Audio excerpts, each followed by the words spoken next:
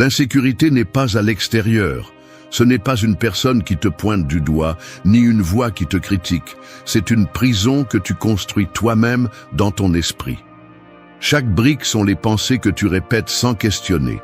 Chaque mur que tu construis avec la comparaison constante, avec la peur du jugement et avec le besoin d'approbation. Et le plus cruel est que cette prison n'a pas de verrou. C'est toi qui décides de rester enfermé ou de sortir une fois pour toutes. Les stoïciens l'ont compris avec une brutalité claire. Marc Aurèle a écrit que la vie de l'homme est faite de ce qu'il pense. Et cela signifie que si ton esprit est dominé par des doutes et des peurs, toute ta vie se sentira dominée par l'insécurité. La véritable bataille ne se déroule pas devant les autres, elle se déroule en toi, dans ce dialogue silencieux qui dicte si tu avances avec assurance ou si tu recules par peur. Je te parlerai crûment, car l'insécurité ne se brise pas avec des caresses, elle se brise avec clarté et action. Je te montrerai comment entraîner ton esprit, comment utiliser la dichotomie du contrôle, comment transformer la peur en ton maître et comment construire des habitudes qui renforcent ton identité jusqu'à ce que ta sécurité cesse d'être un désir et devienne un fait. Si tu décides d'écouter jusqu'à la fin, tu comprendras que l'insécurité n'est pas une destination, c'est une illusion. Et chaque jour, avec tes pensées et tes actes, tu décides si tu restes prisonnier d'elle ou si tu te libères pour marcher avec assurance vers ta véritable force intérieure. 1. Reconnais que l'insécurité est une création de ton esprit. L'insécurité est comme une épaisse fumée qui envahit une pièce. Elle n'a pas de forme solide, tu ne peux pas la saisir avec tes mains, mais elle t'étouffe, brouille ta vue et te fait trébucher sur tes propres pas. Cette fumée n'apparaît pas parce que le monde l'a mise là. Elle surgit en toi. Elle s'étend à chaque pensée de doute, à chaque comparaison inutile et à chaque fois que tu te préoccupes plus de ce que les autres pensent que de ce que tu es vraiment. Et l'ironie est que la porte de cette pièce a toujours été ouverte, mais comme tu es habitué à respirer la fumée, tu finis par croire que tu ne peux pas sortir. La première étape pour surmonter l'insécurité est d'accepter qu'elle n'est pas un monstre extérieur, ni un ennemi avec un visage défini. C'est une création de ton esprit. Marc Aurèle disait que la vie est faite de ce que tu penses. Et si tes pensées sont faibles, ta vie se sentira faible. Mais si tu entraînes ton esprit à voir clairement, alors rien d'extérieur ne pourra te renverser. L'insécurité ne vient pas des paroles des autres, elle vient de la façon dont tu choisis de les interpréter et de les répéter en toi. Sénèque l'expliquait durement, nous souffrons plus dans l'imagination que dans la réalité. Et c'est vrai, la plupart de tes peurs ne se réalisent pas, la plupart des jugements que tu crains n'existent même pas. Mais ton esprit les transforme en un film que tu répètes jusqu'à croire qu'il est réel. C'est la prison invisible de l'insécurité. Une prison où la clé est dans ta poche, mais tu n'oses pas l'utiliser. Pour reconnaître que l'insécurité naît dans ton esprit, tu dois observer ton dialogue interne avec courage. Combien de fois par jour te dis-tu que tu n'es pas assez, que tu ne peux pas, que tu n'es pas à la hauteur? Chaque phrase de ce type est une brique de plus dans le mur de ta propre prison. Et le problème est que tant que tu n'identifies pas que ces pensées ne sont pas la vérité, mais de simples interprétations, tu continueras à alimenter la fumée qui t'empêche de respirer. Épictète affirmait que ce qui compte n'est pas ce qui t'arrive, mais comment tu l'interprètes. Voici la racine de tout. 2 personnes peuvent recevoir la même critique, l'une s'effondre et l'autre grandit. La différence n'est pas dans la critique, mais dans l'esprit qui la reçoit. L'insécurité n'est pas le coup du monde, c'est la façon dont tu décides de le recevoir et de le répéter jusqu'à te convaincre que tu es faible. Si tu veux commencer à démolir cette construction mentale, pratique l'observation consciente. Chaque fois qu'une pensée d'insécurité apparaît, ne la rejette pas et ne la nourris pas. Regarde-la simplement et reconnais qu'elle est une création de toi. Dis-toi, ce n'est pas un fait, c'est une pensée. Et je peux choisir de la soutenir ou de la laisser aller. Des auteurs modernes comme Ryan Holiday insistent sur le fait que l'obstacle est le chemin. L'insécurité, loin d'être un ennemi, peut devenir le terrain d'entraînement parfait pour forger ton caractère. James Clear rappelle que les habitudes façonnent ton identité. Et voici la clé. Chaque fois que tu agis avec assurance, alors que ton esprit doute, tu crées une nouvelle habitude. Tu renforces l'idée que tu peux te faire confiance. L'insécurité ne disparaît pas avec un tour de passe-passe. Elle s'affaiblit avec des actions quotidiennes qui réaffirment ta valeur. 2. Pratique chaque jour la dichotomie du contrôle. Pense à un navigateur en pleine mer. Il peut ajuster les voiles, diriger le gouvernail, lire les courants et se préparer à la tempête, mais il ne pourra jamais contrôler ni le vent ni la force des vagues. S'il s'obsède à vouloir changer ce qui n'est pas entre ses mains, il s'épuise, se frustre et finit par sombrer dans son propre désespoir. En revanche, s'il concentre toute son énergie sur ce qu'il peut réellement gérer, il avance avec assurance même dans des eaux tumultueuses. Ainsi va la vie, et ainsi fonctionne l'insécurité. Une partie dépend de toi, l'autre jamais. La différence réside dans la capacité à les distinguer. La dichotomie du contrôle est l'un des enseignements les plus puissants du stoïcisme, et en même temps l'un des plus ignorés. Épictète l'a exprimé clairement. Il y a des choses qui dépendent de nous et d'autres qui n'en dépendent pas. Notre esprit s'affaiblit lorsqu'il cherche à saisir l'incontrôlable, lorsqu'il se fatigue à vouloir que les autres pensent d'une certaine manière, que les circonstances soient toujours favorables ou que l'avenir s'aligne sur nos plans. Cette obsession pour l'extérieur nourrit l'insécurité, car il y aura toujours quelque chose que tu ne pourras pas maîtriser. L'insécurité s'accroît quand tu fondes ta valeur sur ce que tu ne contrôles pas. Tu te demandes si tu plairas, si l'on t'acceptera, si l'on ne critiquera pas ce que tu fais. Mais la vérité, c'est que tu ne pourras jamais contrôler le jugement des autres, pas même de ceux que tu aimes le plus. La seule chose que tu peux contrôler, c'est ton effort, ton intention, ta discipline et la manière dont tu réagis à ce qui survient. Marc Aurèle écrivait que l'esprit peut s'adapter à toutes circonstances, à condition de se souvenir que rien d'extérieur n'a de pouvoir sur son fort intérieur. Sénèque avertissait que celui qui craint l'avenir se tourmente 2 fois, une dans l'imagination et une autre dans la réalité.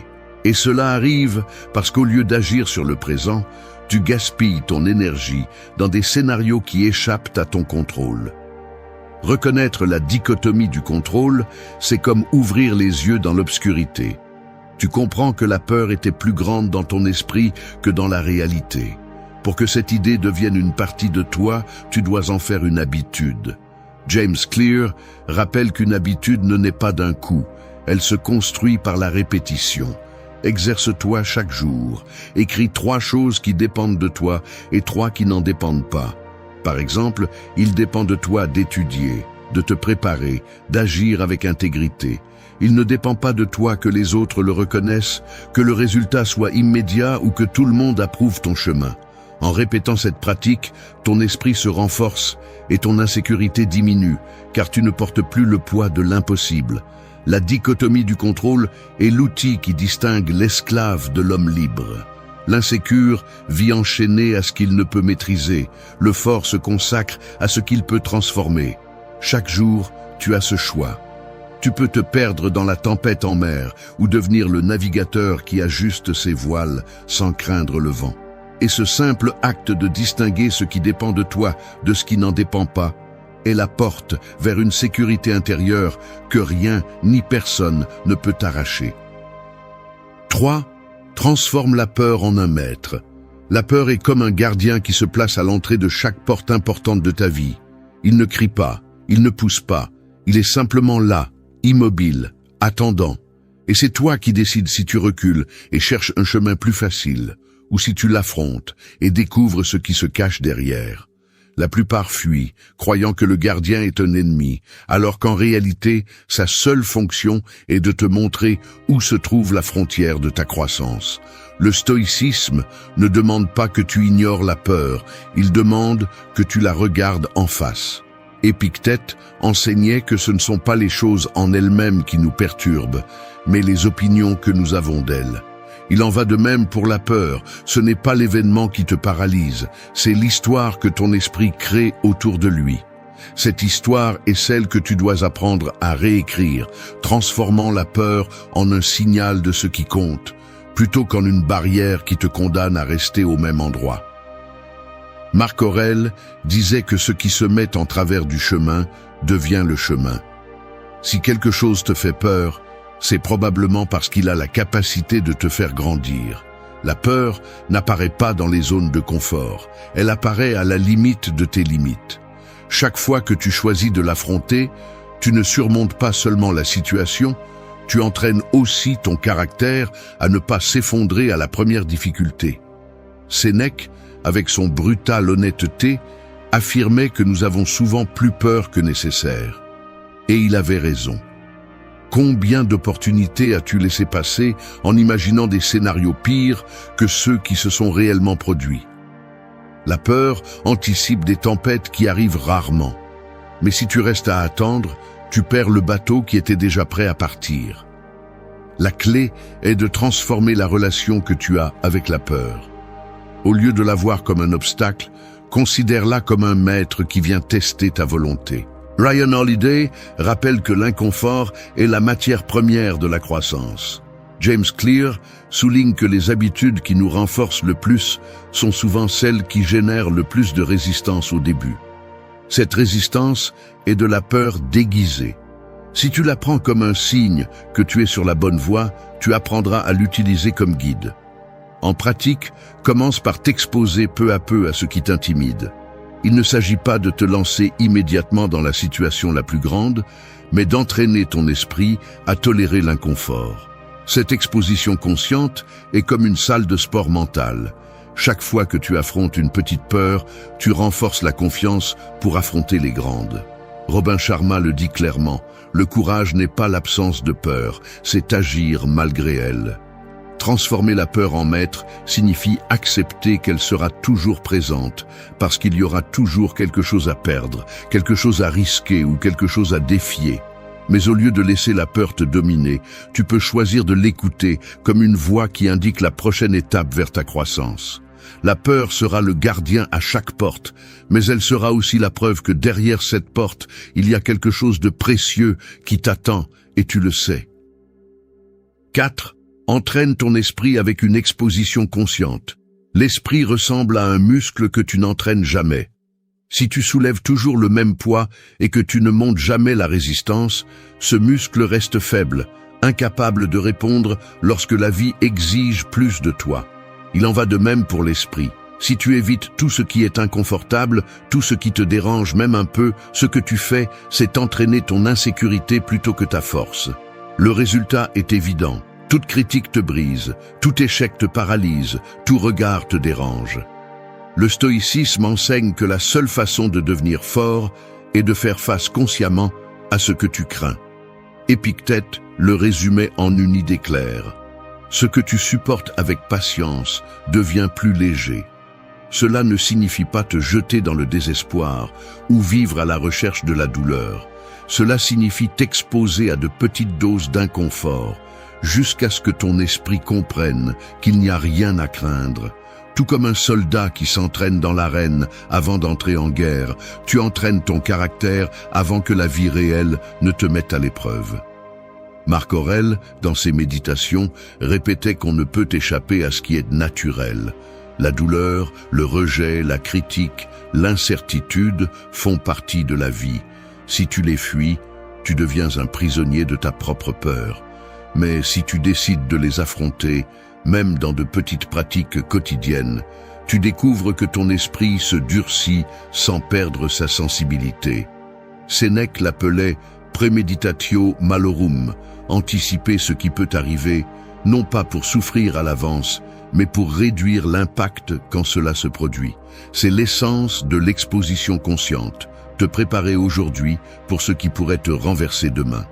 En pratique, cela signifie te mettre à l'épreuve dans des scénarios contrôlés.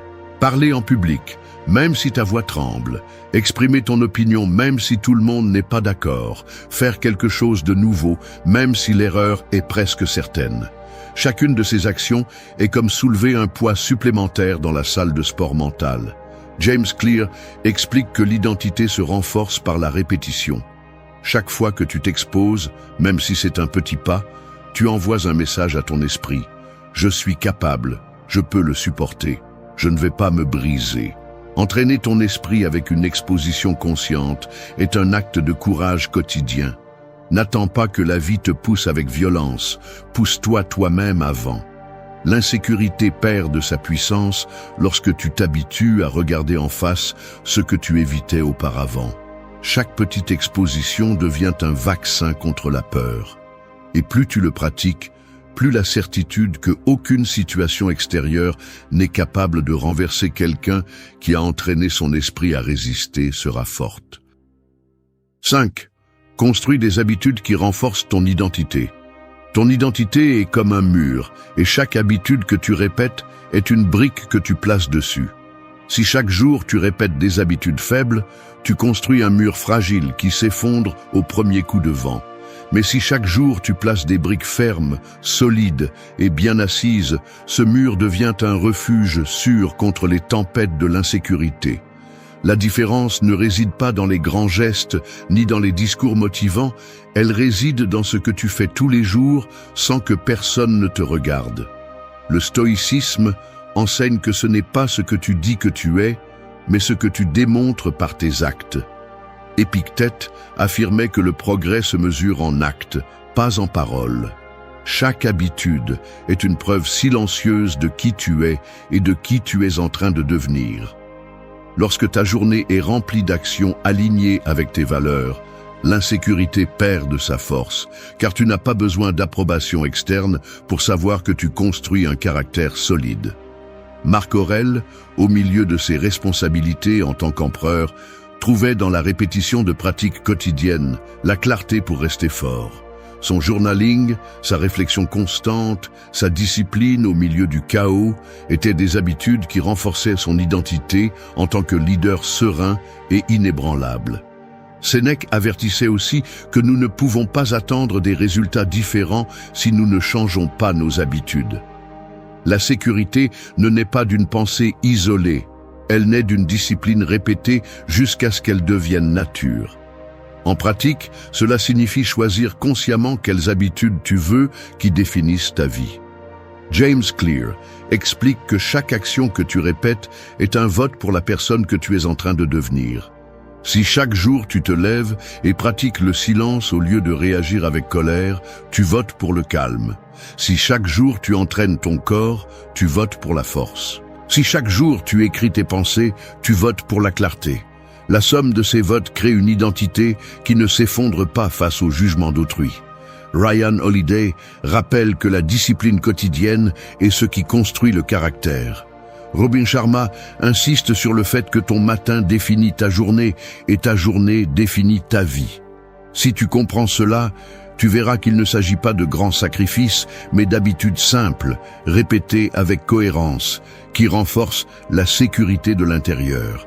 Construire des habitudes qui renforcent ton identité, c'est déclarer que ta valeur ne dépend pas des circonstances extérieures, mais de ce que tu choisis de faire chaque jour. L'insécurité naît de l'incohérence, quand tu dis être quelque chose et que tu agis d'une autre manière. La sécurité naît de la congruence, lorsque tes actes confirment tes paroles. Et chaque habitude que tu choisis est une brique de plus dans ce mur qui protège ta confiance. Si tu veux vaincre l'insécurité, ne cherche pas de miracle, construis des habitudes, et que ces habitudes te rappellent, par des faits, que tu es plus fort que ce que ton esprit a jamais cru. 6. Utilise le journaling stoïcien comme outil de clarté. L'esprit ressemble à une pièce sombre. Là-bas, les pensées s'accumulent comme des meubles désordonnés, et chaque fois que tu essaies de marcher, tu trébuches, tu tombes et tu te fais mal. Le journaling est comme allumer la lumière. Il ne change pas ce qui est dans la pièce, mais il te permet de le voir clairement, de déplacer ce qui gêne et de mettre de l'ordre dans le chaos. Quand tu écris ce que tu penses, l'insécurité perd de son pouvoir, car ce qui semblait être un énorme monstre dans ta tête se transforme en mots que tu peux observer, analyser et transformer. Marc Aurèle a laissé un héritage que nous connaissons aujourd'hui sous le nom de méditation. Mais à son époque, il ne s'agissait que de notes personnelles, de réflexions privées pour organiser son esprit et se rappeler ses principes. Ces pages étaient sa façon de s'entraîner à la clarté et de ne pas se laisser emporter par le bruit de son époque. C'est le pouvoir du journaling, transformer tes pensées en un miroir qui te renvoie la vérité sans fioriture. Épictète enseignait que ce qui est important n'est pas ce qui se passe, mais l'interprétation que nous en faisons. En écrivant, tu démasques ces interprétations et tu découvres que beaucoup de tes insécurités ne sont pas des réalités, mais des distorsions que tu nourris toi-même. Sénèque, avec son idée de réviser chaque jour comme s'il s'agissait d'un jugement, pratiquait quelque chose de similaire. Examiner ses actes et ses pensées pour les corriger à temps, avant qu'ils ne deviennent des chaînes invisibles. En pratique, le journaling stoïcien ne nécessite pas de rituel compliqué. Il suffit de prendre un cahier et de répondre chaque jour à des questions simples mais profondes. Qu'est-ce qui m'a inquiété aujourd'hui et pourquoi? Qu'est-ce qui était sous mon contrôle et qu'est-ce qui ne l'était pas? Qu'ai-je appris de mes erreurs? Qu'est-ce que je peux améliorer demain? Ces questions agissent comme un scalpel, coupant le brouillard mental et révélant l'essentiel. Ryan Holiday suggère d'écrire comme un moyen de vider l'esprit et de le garder affûté. James Clear rappelle que ce qui est mesuré et observé s'améliore. Le journaling combine ces deux idées. Tu n'observes pas seulement tes pensées, tu enregistres aussi tes progrès, ce qui te permet de voir comment l'insécurité diminue lorsque tu la confrontes avec des mots. Robin Sharma ajoute que l'écriture est une conversation avec ton moi le plus profond, et dans cette conversation, tu trouves une clarté qui apparaît rarement au milieu du bruit. Le journaling stoïcien est en essence un acte de courage. Parce que s'asseoir pour écrire signifie affronter ta vérité sans masque, sans filtre et sans excuse. C'est reconnaître tes peurs, tes échecs et tes doutes, mais aussi tes réussites, ta discipline et ta capacité à grandir. Si tu fais de cette habitude une partie de ta vie, tu découvriras que l'insécurité cesse d'être une ombre qui te poursuit et devient un matériau que tu peux modeler. Tu n'as pas besoin d'attendre de te sentir en sécurité pour écrire. Commence par ton insécurité. Vide-la sur le papier et observe comment elle devient gérable. Ce cahier deviendra un allié silencieux, un témoin de ta transformation et une preuve que la clarté ne vient pas de l'extérieur, mais du travail constant de regarder à l'intérieur avec une brutalité honnête. 7. Choisis de vivre dans le présent. L'insécurité est comme une ombre qui semble toujours plus grande lorsque tu regardes trop loin. Si tu te concentres sur le passé, l'ombre te rappelle chaque erreur et te lie avec des chaînes de regrets. Si tu te projettes dans le futur, elle s'étire encore plus, te montrant des peurs qui ne se sont même pas encore produites. Ce n'est que dans le présent que l'ombre se réduit à ta taille réelle. C'est la clé. Tant que ton esprit vit dans des temps qui n'existent pas, ta sécurité sera fragile. Les stoïciens comprenaient que la seule vie que nous possédons est celle qui se déroule maintenant. Marc Aurèle disait que ce n'est pas la mort que nous devons craindre, mais de ne jamais commencer à vivre. Et vivre, dans son enseignement, n'était rien d'autre que de se concentrer sur ce qui est devant nous, sur le moment que nous avons entre les mains. L'insécurité naît lorsque tu perds cette attention, lorsque ton énergie est gaspillée dans des batailles passées ou à anticiper des jugements qui ne viendront peut-être jamais. Sénèque avertissait que les gens se plaignent de la brièveté de la vie, mais la gaspillent sur ce qu'ils ne contrôlent pas. C'est la racine de l'insécurité. Vivre dans des scénarios imaginaires au lieu d'agir ici et maintenant. Le présent n'a pas besoin de déguisement, il n'a pas besoin d'approbation, il ne demande que de l'action consciente. Épictète insistait sur le fait que la liberté commence lorsque nous cessons de nous attacher à ce qui échappe à nos mains. Le passé ne peut plus être modifié, le futur n'existe pas encore. La seule décision réelle a lieu aujourd'hui, à cet instant. Et si tu te concentres à le vivre avec intégrité, l'insécurité s'affaiblit, car tu ne nourris plus le monstre de la comparaison, ni le fantôme de la peur. En pratique, vivre dans le présent signifie entraîner ton attention. Tu peux le faire avec des actes simples. Te concentrer vraiment sur une conversation au lieu de penser à comment tu es perçu, profiter d'un repas sans regarder ton téléphone, terminer une tâche avec toute ton énergie sans être obsédé par le résultat. Chacun de ces moments est un rappel que ton pouvoir est dans le maintenant. Ryan Holiday écrit que la vie est détruite lorsque nous permettons à l'esprit de divaguer sans contrôle. James Clear montre comment de petites habitudes quotidiennes, appliquées avec présence, changent l'identité d'une personne plus que tout plan futur. Robin Sharma enseigne que la maîtrise personnelle se construit dans ces minutes où tu choisis d'être complètement présent, car ce sont les seules qui t'appartiennent vraiment. Vivre dans le présent ne signifie pas ignorer ce qui a été ou cesser de planifier ce qui vient, cela signifie ne pas rester coincé en eux. Ta sécurité ne se construit pas sur des souvenirs ni sur des suppositions, elle se construit sur des actes concrets. Si tu choisis ce moment comme le terrain pour démontrer ta force, il n'y aura plus d'ombre qui puisse grandir plus que toi. Et chaque jour où tu pratiques ce choix, l'insécurité s'éteindra comme un écho qui n'a plus personne à tourmenter. 8. Remplace la comparaison par l'amélioration personnelle. La comparaison est comme une cage de miroir. Tu regardes d'un côté et tu vois quelqu'un qui semble plus réussi. Tu regardes de l'autre et tu trouves quelqu'un qui semble plus heureux. Tu regardes derrière et quelqu'un semble plus fort. Tu regardes devant et quelqu'un semble plus intelligent. Plus tu te regardes dans ces reflets étrangers, plus tu te sens petit. Le piège est que aucun de ces miroirs ne montre ta réalité. Ils ne projettent qu'une illusion qui déforme ta valeur. Le stoïcisme enseigne que le seul vrai juge de ta vie, c'est toi-même. Marc Aurèle a écrit que l'envie naît de l'oubli, que chaque personne suit son propre chemin. Quand tu vis en regardant constamment ce que font les autres, tu perds de vue ton chemin et ton énergie est gaspillée sur un terrain que tu ne pourras jamais contrôler. Tu n'es pas le maître des victoires des autres, mais tu peux être le maître de ton progrès quotidien. Sénèque l'expliquait clairement, celui qui vit pour l'opinion des autres n'est jamais libre. La comparaison constante est justement cela, une esclavage déguisé en motivation. Tu crois qu'en te mesurant aux autres, tu trouveras des forces, mais en réalité, tu ne fais qu'alimenter l'insécurité. Chaque réussite extérieure devient un rappel de ton supposé manque, alors que la vérité est que ta seule mesure valable est combien tu as progressé par rapport à hier. Épictète soulignait que nous devons nous mesurer à nous-mêmes et non au monde. C'est cette attitude qui transforme la comparaison en amélioration personnelle. Il ne s'agit pas d'ignorer les succès des autres, mais de les utiliser comme inspiration sans les transformer en chaîne. La question ne devrait jamais être si tu es meilleur que quelqu'un d'autre, mais si tu es meilleur que ta version d'hier. En pratique, cela signifie tenir un registre de ton propre progrès. James Clear enseigne que ce qui est mesuré s'améliore.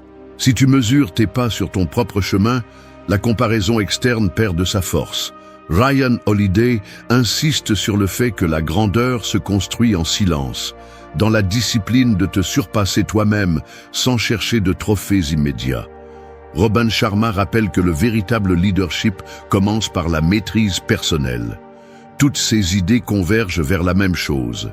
Le seul rival qui compte, c'est toi. Chaque fois que tu tombes dans la tentation de te comparer, pose-toi cette question. Qu'est-ce que je peux améliorer aujourd'hui pour être plus fort qu'hier? Peut-être lire une page de plus, s'entraîner 5 minutes de plus, parler plus clairement, ou simplement garder son calme dans une situation qui te déstabilisait auparavant. Ces petites victoires personnelles s'accumulent et forment une confiance qu'aucun miroir ne peut enlever. Remplacer la comparaison par l'amélioration personnelle, c'est briser la cage de miroir et décider de marcher en regardant devant soi. Lorsque ton énergie est dirigée vers ta propre croissance, tu arrêtes de te sentir inférieur à cause des réussites des autres et tu commences à gagner confiance en ce que tu construis. Et là, l'insécurité se transforme en poussière parce que tu n'as plus besoin de te mesurer à quelqu'un d'autre pour savoir qui tu es. Comprends-le. 9. Fais de la congruence ton plus grand bouclier. L'incohérence est comme marcher avec une armure faite de papier. De l'extérieur, il semble que tu es protégé, mais au premier frottement, elle se déchire et laisse tout à découvert. Ainsi vit celui qui dit une chose et en fait une autre, qui prétend être sûr de lui alors qu'il est rongé par le doute à l'intérieur. L'insécurité se nourrit de cette incohérence, car ton esprit sait quand tu n'es pas fidèle à ce que tu prétends croire. En revanche, lorsque tes actes et tes paroles sont alignés, une véritable armure se forme, une qui ne dépend pas de l'approbation externe, mais de la force interne de ta cohérence. Le stoïcisme insistait sur le fait que le caractère se mesure en action. Marc Aurèle répétait que ce qui définit un homme ne sont pas ses discours, mais comment il vit son quotidien. Épictète avertissait qu'il ne suffit pas de parler de philosophie, il faut la vivre. Et Sénèque, avec son ton direct, assurait que personne ne peut se dire sage si sa vie contredit ce qu'il prêche. Toutes ces voies convergent vers une vérité. La congruence est la racine de la sécurité. L'incohérence épuise parce qu'elle crée un conflit interne. Tu dis que tu es discipliné, mais tu repousses chaque tâche. Tu affirmes que l'opinion des autres ne t'importe pas, mais tu ajustes ta vie pour plaire aux autres. Tu te promets du courage, mais tu es paralysé par des excuses. Ce désajustement ne passe pas inaperçu pour ton esprit. C'est un rappel constant que tu ne peux pas te faire confiance, et c'est pourquoi l'insécurité apparaît. Au contraire, chaque fois que tu agis en cohérence avec tes principes, tu renforces ton identité. Peu importe si le monde applaudit ou critique, ta sécurité n'en dépend pas, car tu sais que tu es fidèle à ton essence. Ryan Holiday explique que l'intégrité n'a pas besoin de témoins, car elle se soutient seule. James Clear ajoute que chaque habitude congruente est une preuve tangible de qui tu es. Et Robin Sharma rappelle que la grandeur se construit dans la congruence entre ce que tu penses, dis et fais. Pratiquer la congruence ne signifie pas la perfection, cela signifie l'engagement. Cela signifie que si tu valorises l'honnêteté, tu la pratiques même dans les petits détails. Que si tu dis que tu cherches la discipline, tu ne trahis pas ta parole avec des excuses quotidiennes. Que si tu aspires à être fort, tes actes ne contredisent pas cette aspiration. Chaque geste, chaque décision est une opportunité pour confirmer ton identité ou pour l'affaiblir. La congruence est un bouclier parce qu'elle te libère du jugement externe. Tu n'as plus besoin de prouver quoi que ce soit, car ta vie parle pour toi. L'insécurité s'estompe lorsqu'il n'y a pas de contradiction qui puisse te trahir. Si ton intérieur et ton extérieur sont alignés, il n'y a pas d'attaque qui puisse traverser cette armure. La question est claire. Veux-tu continuer à porter un déguisement qui se brise au premier coup, ou préfères-tu forger un bouclier qui t'accompagne dans chaque bataille de la vie? 10. Répète avec des actes la vérité de ta valeur. Les mots sont comme des empreintes dans le sable, effacées par le premier vent. Les actes, en revanche, sont comme des pierres taillées dans la montagne. Ils restent même si le temps passe. L'insécurité profite lorsque ta vie est pleine de mots qui ne tiennent pas, de promesses qui ne sont jamais tenues et d'intentions qui restent en suspens. Ce n'est que lorsque tu répètes avec des actes la vérité de ta valeur que ton esprit commence à croire ce que tu dis, et l'insécurité perd du terrain. Les stoïciens ont été clairs. Peu importe combien tu parles de vertu si tu ne la pratiques pas. Épictète avertissait qu'un homme ne se mesure pas par ce qu'il déclare, mais par ce qu'il fait sous pression. Marc Aurèle, au milieu de la guerre et du chaos, écrivait que chaque jour devait être un test de cohérence, non pas pour les autres, mais pour lui-même. Sénèque ajoutait que la vie courte devient suffisante lorsqu'elle est vécue avec des actions fermes et non avec des discours vides. Tous étaient d'accord sur une chose. La valeur se démontre dans la pratique quotidienne. L'insécurité grandit lorsque ton esprit détecte la distance entre ce que tu penses et ce que tu fais. Tu dis que tu es capable, mais tu recules face aux défis. Tu te dis discipliné, mais tu cèdes au confort. Ta bouche affirme ce que tes actes nient, et cette contradiction est nourriture pour le doute. C'est pourquoi répéter avec des actes la vérité de ta valeur est un entraînement contre l'insécurité, car tu transformes ta parole en fait que ton esprit ne peut plus remettre en question. James Clear l'explique à partir de la science des habitudes. Chaque action que tu répètes est un vote pour ton identité. Il ne suffit pas de le penser ni de le désirer. Il faut le prouver. Ryan Holiday insiste sur le fait que les stoïciens ne cherchaient pas à être admirés, ils cherchaient à vivre selon leurs principes, et c'est dans cette répétition silencieuse que résidait leur véritable force. Robin Sharma rappelle que tu ne construis pas la confiance avec des discours, tu la construis avec des preuves quotidiennes d'engagement et de courage. Pratiquer cette leçon signifie commencer par le concret. Si tu dis que tu valorises ta force, répète-le avec des actes en te levant chaque jour pour entraîner ton corps et ton esprit. Si tu affirmes que tu es maître de ta vie, répète-le en prenant des décisions qui te rapprochent de tes objectifs et en ne repoussant pas l'essentiel. Si tu proclames que tu es intègre, répète-le avec chaque geste d'honnêteté, même lorsque personne ne te regarde. Cette répétition constante transforme ton identité en roche, une roche impossible à déplacer par les jugements des autres. L'insécurité est du bruit, et le bruit est silencieux avec des faits. Tu n'as pas besoin de convaincre le monde de ta valeur, tu as besoin de la prouver à toi-même avec des actes répétés jusqu'à ce qu'ils deviennent une partie de ta nature. C'est la différence entre celui qui vit piégé dans le doute et celui qui marche en toute sécurité. L'un parle de ce qu'il veut être, l'autre le confirme à chaque pas. Et lorsque tes actes crient plus fort que tes peurs, il ne reste plus de place pour l'insécurité, car tu as déjà écrit ta vérité dans la pierre de ta propre vie. La bataille la plus difficile que tu vas affronter n'est pas à l'extérieur, elle est en toi. Pas contre des ennemis visibles, mais contre tes peurs, ta paresse, tes doutes et ces excuses qui semblent si convaincantes lorsque tu veux abandonner. C'est la guerre qui décide de ton destin, te vaincre toi-même ou devenir ton propre bourreau. Chaque jour, tu entres sur ce champ de bataille. Quand tu repousses ce qui est important, quand tu cèdes au confort, quand tu permets que l'opinion des autres pèse plus que ta propre voix, tu perds du terrain. Il n'est pas nécessaire que quelqu'un te renverse, il suffit que tu te sabotes toi-même. Et tu le sais, c'est la vérité inconfortable que la plupart évitent. Le plus grand ennemi n'est pas à l'extérieur, il vit dans ton esprit. Ici, nous ne parlons pas de motivation bon marché, ni de phrases pour te rassurer. Ici, il s'agit de regarder la réalité en face. Si tu ne maîtrises pas ton esprit, il te domine. Et il le fait sans pitié, avec des pensées qui te limitent, des émotions qui t'enchaînent et des habitudes qui te mènent directement à l'échec. Ce que tu entendras ne sont pas des embellissements, ce sont des armes pour que tu apprennes à te donner la priorité, à définir un but, à faire taire le bruit et à te discipliner même lorsque tu ne le souhaites pas. Parce que personne ne va combattre cette guerre pour toi. Si tu ne la mènes pas, tu perds tout, ta liberté, ton progrès, ta vie. Reste jusqu'à la fin, car ce n'est pas une vidéo ordinaire. C'est un manuel de combat pour que tu cesses d'être l'otage de tes peurs et que tu commences à conquérir la seule bataille qui compte, celle que tu as contre toi-même. Fais de toi-même ta priorité absolue. Un bateau qui tente de naviguer en suivant tous les courants finit à la dérive, sans direction ni destination.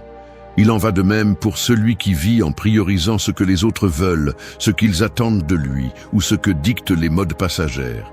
Il perd son cap, devient un esclave des attentes externes, incapable de décider par lui-même où diriger sa vie. La métaphore est claire. Si tu n'es pas le capitaine de ton propre navire, tu seras emporté par les vents étrangers jusqu'à faire naufrage dans la frustration.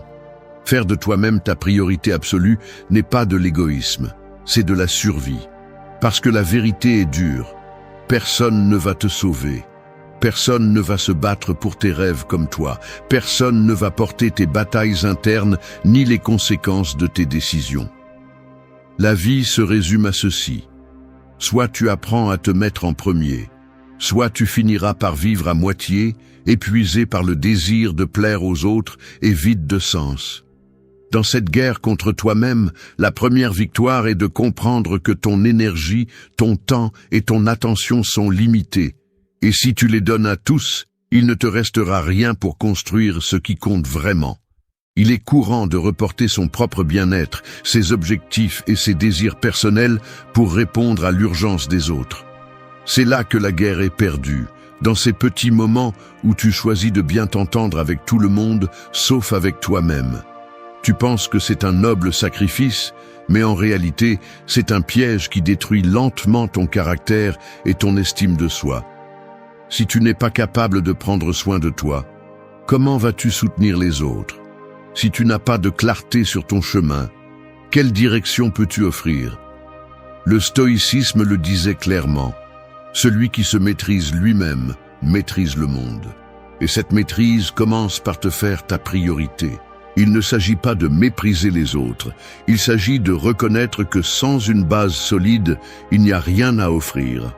Quand tu te mets en premier, tu arrêtes de chercher la validation, tu arrêtes de dépenser de l'énergie à prouver et tu commences à construire. La résistance viendra parce que ton esprit et la société te diront que tu es égoïste, que tu devrais penser plus aux autres, que c'est mieux de se sacrifier. Mais il faut le voir avec froideur. Ce qu'ils appellent égoïsme est souvent simplement de la dignité. Poser des limites, prendre soin de ton temps, dire non, te retirer du bruit, choisir ton but sur les attentes des autres. C'est là que naît la véritable liberté, car tu ne vis plus avec l'anxiété de plaire, ni avec la peur de décevoir. Faire de toi-même ta priorité absolue signifie organiser ta vie de l'intérieur, te lever avec la certitude que ton énergie sera investie dans ce qui te construit, pas dans ce qui t'épuise. Cela signifie arrêter de courir après l'approbation, arrêter de mendier de l'attention et te concentrer sur ce qui te renforce. Quand tu comprends cela, chaque action, chaque décision et chaque renoncement deviennent un acte de respect de soi. Et il y a une conséquence inévitable. Quand tu te choisis, le monde le remarque. Ta présence devient plus forte, tes mots ont plus de poids, ton regard plus de clarté.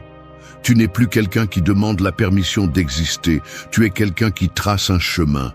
Et même si cela dérange beaucoup de gens, cela attire ceux qui valorisent l'authenticité.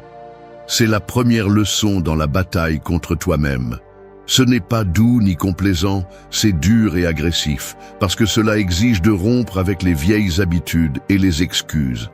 Fais de toi ta priorité absolue, et tu verras comment tout le reste commence à prendre la place qui lui revient vraiment. Parce que si tu ne te choisis pas en premier, personne d'autre ne le fera. 2. Définis un but clair et engage-toi envers lui. La vie sans but est comme un train qui avance sans rail. Il avance avec bruit et vitesse, mais n'arrive jamais à destination. Tu peux t'efforcer, tu peux dépenser de l'énergie, tu peux même simuler le mouvement. Mais tout reste en rond sans sens. C'est la réalité de ceux qui vivent sans une direction définie. Ils se fatiguent, se frustrent, se comparent aux autres et sentent que la vie leur pèse, alors qu'en réalité, ce qui leur manque n'est pas la force, mais la direction. Définir un but est comme marquer sur la carte l'endroit vers lequel tu marches. C'est avoir un phare qui brille même au milieu de l'obscurité. Il ne s'agit pas de belles phrases ni de rêves lointains. Il s'agit de clarté brutale, savoir ce que tu veux, pourquoi tu le veux et ce que tu es prêt à sacrifier pour l'atteindre. Et voici l'important, car il ne suffit pas de le définir dans l'esprit, tu dois t'engager envers lui comme si c'était une promesse sacrée. Un but sans engagement est de la fumée, et un engagement sans but est de l'usure sans sens. Le monde est plein de personnes qui vivent en accomplissant les plans des autres parce qu'elles n'ont jamais osé écrire le leur. Et quand tu ne décides pas ce que tu veux, quelqu'un d'autre décide pour toi. Les modes, les attentes familiales, la pression sociale ou la simple peur de l'échec finissent par dessiner un destin qui ne t'appartient pas. Puis vient la question qui fait mal. À quel moment as-tu laissé ta vie devenir une copie? C'est la conséquence de ne pas prendre la responsabilité de définir un but.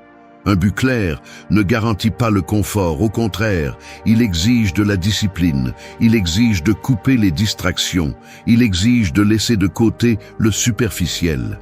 C'est dire non à l'immédiat pour dire oui à l'important. C'est ici que se montre le vrai caractère d'un individu, car tout le monde peut se laisser emporter par la facilité, mais seuls ceux qui ont un but ferme restent debout lorsque le chemin devient rude. Le stoïcisme le savait. Tu ne contrôles pas le monde extérieur, mais tu contrôles ta capacité à décider avec quelle intention tu vis chaque jour. T'engager envers un but signifie déclarer la guerre à l'indécision. Cela signifie que même si l'enthousiasme s'épuise, tu continues. Même si les doutes crient, tu avances. Même si personne ne te soutient, tu persistes. C'est te lever les jours où tout en toi veut t'abandonner, parce que tu as compris que ta parole envers toi-même vaut plus que n'importe quelle circonstance. L'engagement est la ligne qui sépare celui qui parle de celui qui agit, celui qui rêve de celui qui réussit. L'erreur commune est de croire que le but doit être gigantesque, quelque chose qui impressionne tout le monde. En réalité, il suffit qu'il soit authentique et clair. Il peut s'agir d'améliorer ta discipline quotidienne, de lancer un projet, de prendre soin de ton corps, de construire une vie cohérente avec tes valeurs. L'essentiel n'est pas que le monde l'applaudisse, mais que tu saches où tu vas. Quand tu as ce but et que tu t'engages envers lui, tout change. Tu ne perds plus de temps à te comparer, tu ne doutes plus autant de toi, tu ne cèdes plus à chaque impulsion. Tu sais où tu vas, et cette certitude te donne du pouvoir. Même dans l'échec, tu trouves un sens, parce que tu comprends que chaque faux pas fait partie du même chemin. Ce n'est pas un détour. Celui qui vit avec un but marche avec une autre force, et cette force se remarque. Il peut chanceler, il peut tomber, mais il se relève toujours dans la même direction. Cette constance le rend inarrêtable, car il ne dépend pas de motivation passagère, mais d'une décision prise. Alors définis ton but, engage-toi envers lui et ne le lâche pas, car sans cette clarté, tu es juste un spectateur de ta vie, mais avec elle, tu deviens l'architecte de ton propre destin. 3. Apprends à disparaître du bruit. L'esprit est comme un verre d'eau transparent, mais il suffit de le secouer et de le remplir de terre pour qu'il perde toute clarté. C'est ce qui se passe lorsque tu vis entouré de bruit, d'opinions, de critiques, de distractions constantes, qui t'empêchent de voir clairement ce qui compte vraiment. Le bruit ne vient pas toujours de l'extérieur, il naît aussi en toi, dans cette voix qui répète des doutes, dans cette anxiété qui t'exige d'être partout, connecté à tout et attentif à tous, sauf à toi-même. Disparaître du bruit ne signifie pas fuir le monde, cela signifie choisir fermement quelle voix tu laisses entrer dans ta vie. Aujourd'hui, la société récompense l'exposition, l'excès de parole, le besoin constant de se montrer. Mais ce que personne ne te dit, c'est que plus tu te laisses entraîner par ce cycle de distraction, moins tu entends ta propre voix. Et là, tu perds la bataille, car l'esprit qui ne se repose jamais dans le silence finit par s'épuiser, devient faible et manipulable. Tu as besoin d'apprendre à te retirer, à disparaître quand c'est nécessaire, à créer un espace où seul l'essentiel existe. Les grandes avancées naissent dans le silence, pas dans le tumulte. La clarté surgit lorsque tu es capable de t'éloigner du chaos et de regarder calmement ce qui compte vraiment. C'est la différence entre celui qui réagit à tout et celui qui prend des décisions fermement. Le premier est piégé, le second est maître de sa route. Mais disparaître du bruit demande du courage, car cela implique de décevoir ceux qui s'attendent à ce que tu sois toujours disponible. Cela implique d'éteindre l'écran, de fermer la porte, de dire non à des réunions inutiles, de rejeter des conversations vides. La plupart des gens ne supportent pas d'être seuls avec eux-mêmes parce que c'est là que surgissent les pensées qu'ils tentent tant d'éviter. Et c'est précisément là le point. Si tu n'apprends pas à être avec toi-même en silence, tu ne te maîtriseras jamais. Le silence n'est pas vide, c'est du pouvoir. Dans le silence, tu peux analyser tes actions, comprendre tes erreurs, reconnaître tes progrès et te reconnecter à ton but. C'est dans ces moments que ton esprit se renforce, car tu cesses de dépendre du bruit externe pour sentir que tu avances. Alors que d'autres cherchent une validation constante, tu trouves ta direction dans ta propre réflexion. Le stoïcisme enseignait que le sage ne se laisse pas entraîner par la foule, mais qu'il marche d'un pas ferme même s'il le fait seul. Disparaître du bruit, c'est choisir la qualité sur la quantité, c'est se concentrer sur ce qui construit au lieu de se perdre dans ce qui distrait. Et c'est aussi une forme de respect envers toi-même, parce que tu valorises ton énergie et ton temps comme des ressources que tu ne peux pas gaspiller. Apprendre à disparaître du bruit est en réalité un acte de rébellion. C'est rejeter le mandat moderne d'être disponible 24 heures sur 24, c'est refuser d'être esclave de la superficialité. Et chaque fois que tu choisis le silence sur la distraction, ton esprit gagne en force. Parce que la véritable clarté ne vient pas d'écouter plus de voix, mais d'apprendre à écouter la tienne. 4. Travaille en silence et laisse tes résultats parler. Le tonnerre fait beaucoup de bruit, mais c'est l'éclair qui frappe vraiment fort. C'est ainsi que fonctionne la vie. La plupart préfèrent faire du bruit avec des mots, des promesses et des apparences. Mais à la fin, ce qui compte vraiment, ce sont les résultats. Le bruit impressionne pour un instant, les faits restent pour toujours. Travailler en silence est une stratégie que très peu maîtrisent, car elle exige de la patience, de l'humilité et de la discipline. Dans un monde où tout le monde cherche une reconnaissance immédiate, se démarquer sans l'annoncer semble étrange, mais c'est précisément ce qui te donne un avantage. Celui qui se concentre sur la parole dépense son énergie à convaincre. Celui qui se concentre sur l'action garde toute sa force pour exécuter. Et dans la bataille contre toi-même, chaque action accomplie en silence est une victoire bien plus grande que n'importe quel applaudissement éphémère. Quand tu apprends à travailler en silence, tu te libères de la pression de prouver. Tu n'as pas besoin d'exhiber chaque pas, ni de justifier chaque mouvement. Tu te concentres sur l'essentiel, le processus. Et le processus, bien qu'il soit lent et difficile, produit toujours des fruits. La différence est que ces fruits arrivent de manière solide, pas comme des châteaux de fumée érigés par des apparences. Le travail silencieux est aussi un bouclier contre les critiques.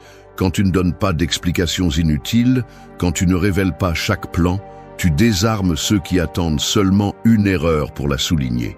Personne ne peut saboter ce qu'il ne connaît pas. Le silence protège, parce que pendant que les autres spéculent, tu avances. Pendant qu'ils se distraient en jugement, tu construis. Le stoïcisme valorisait cette façon d'agir. Moins de mots, plus d'action. Marc Aurèle l'exprimait en se rappelant à lui-même qu'il devait vivre comme s'il était déjà prêt pour chaque épreuve, ne perdant pas de temps en discussions vaines, mais en actions qui feraient la différence. Cette leçon est claire. La vraie grandeur n'a pas besoin de publicité. Mais travailler en silence ne signifie pas se cacher par peur. Cela signifie avancer avec calme et fermeté sans avoir besoin d'approbation externe. Cela signifie que ta motivation ne dépend pas des éloges, mais de ton engagement envers toi-même. Et ce type d'engagement est celui qui te renforce, parce que même quand personne ne te regarde, tu continues à accomplir. À la fin, les résultats parlent avec une voix impossible à ignorer. Peu importe combien les autres parlent, combien de critiques apparaissent, combien de bruit ils essaient de faire, les faits sont indiscutables.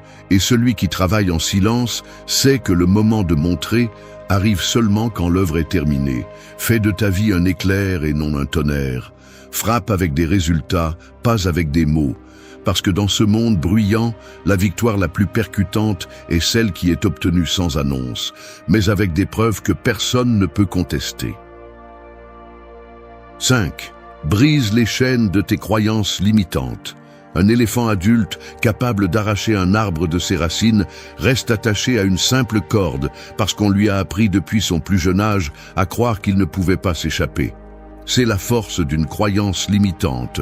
Peu importe ta capacité réelle, si ton esprit est enchaîné, tu ne feras jamais un pas en avant. Et c'est ainsi que vivent des millions de personnes, fortes en potentiel mais faibles en action, prisonnières de pensées héritées, de phrases qu'elles ont entendues dans leur enfance ou de défaites passées qu'elles ont transformées en sentences. Les croyances limitantes ne sont pas des vérités, ce sont des cages mentales. Tu n'es pas assez, tu ne peux pas le faire, ce n'est pas pour toi. Ce sont des mots qui se plantent au plus profond de toi et conditionnent ta vie comme s'ils étaient des lois universelles. Mais voici la réalité. Ces chaînes n'existent que dans ton esprit. Le jour où tu décides de les briser, tu découvres que la porte a toujours été ouverte. Le problème n'est pas que le monde t'arrête, c'est que tu acceptes de vivre enchaîné. Briser ces chaînes demande du courage, car cela signifie remettre en question ce que tu as cru pendant des années. Cela signifie regarder autour de toi et reconnaître qu'une grande partie de ce que tu as accepté comme vérité était simplement la voix des autres, pas la tienne. Cela signifie te rendre compte que bien souvent tu n'as pas échoué parce que tu ne pouvais pas, mais parce que tu t'étais convaincu à l'avance que tu allais échouer. Le stoïcisme enseignait que la plus grande liberté est celle de la pensée. Si ton esprit est dominé par la peur et le doute, tu seras esclave même si tu as tout le reste. Mais si tu réussis à libérer ta pensée, même si tu manques de ressources externes, tu es déjà invincible. La bataille contre toi-même se livre justement là, à ne pas permettre que les vieilles chaînes dictent l'avenir que tu peux encore construire. Il ne s'agit pas de répéter des phrases motivantes vides, mais de te confronter à l'évidence. Demande-toi, qui a dit que tu ne pouvais pas? Qui a décidé que tu n'étais pas assez? La plupart de ces réponses pointent vers des voies externes qui ne devraient même pas gouverner ta vie. Et quand tu le comprends, quelque chose change. Tu te rends compte que la vraie prison a toujours été l'obéissance aveugle à ces voix. Chaque fois que tu agis, malgré la croyance qui essaie de t'arrêter, une chaîne se brise.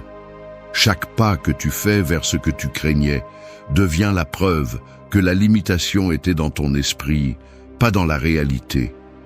Et plus tu le pratiques, plus tu deviens fort, jusqu'à ce qu'un jour, ces voix perdent leur pouvoir sur toi.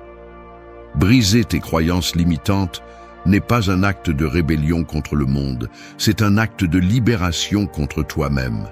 C'est choisir d'être maître de ton esprit plutôt qu'esclave de vieilles idées. Parce qu'au final, la seule chose qui t'empêche vraiment d'avancer n'est pas ce qui est à l'extérieur, mais ce que tu décides de continuer à croire en toi.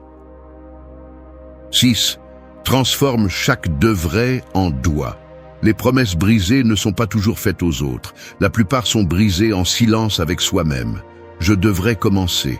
Je devrais améliorer. Je devrais changer. Ces phrases sonnent comme un engagement, mais en réalité, elles sont des chaînes d'auto-tromperie qui vous lient à l'inaction.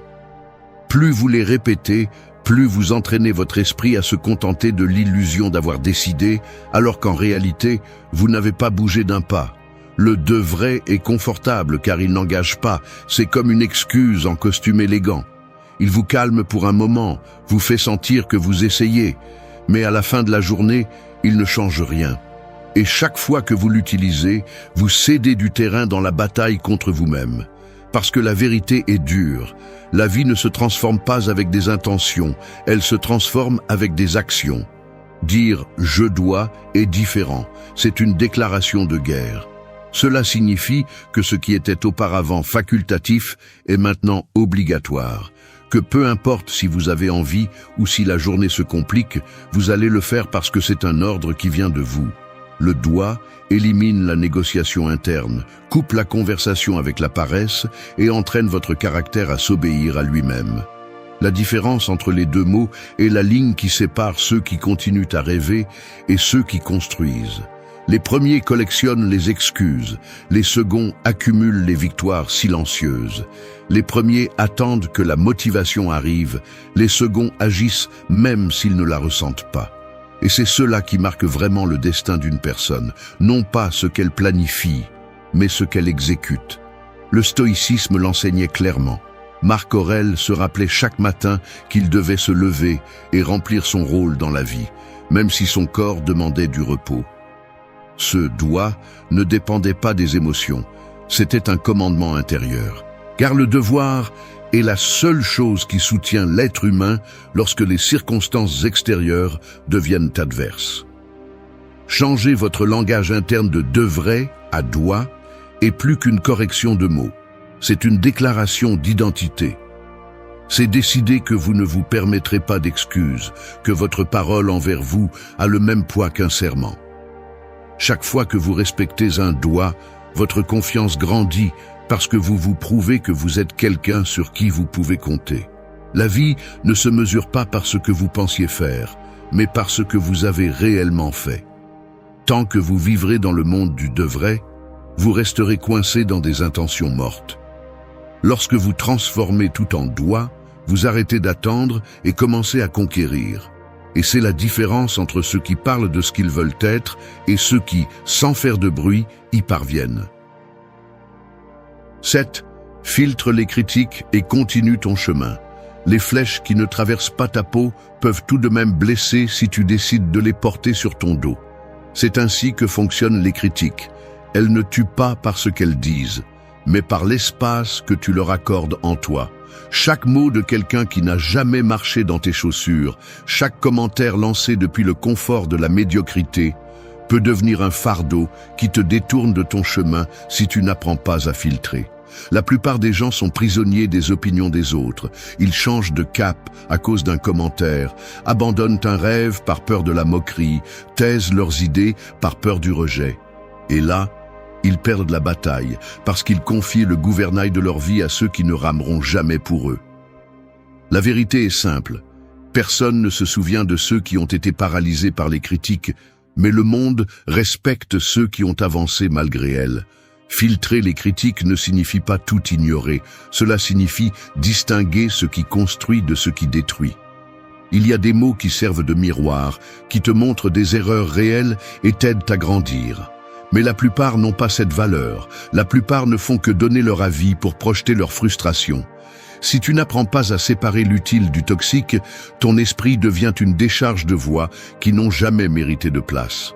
Le stoïcisme enseignait que l'extérieur n'a pas de pouvoir sur toi, à moins que tu ne le lui accordes.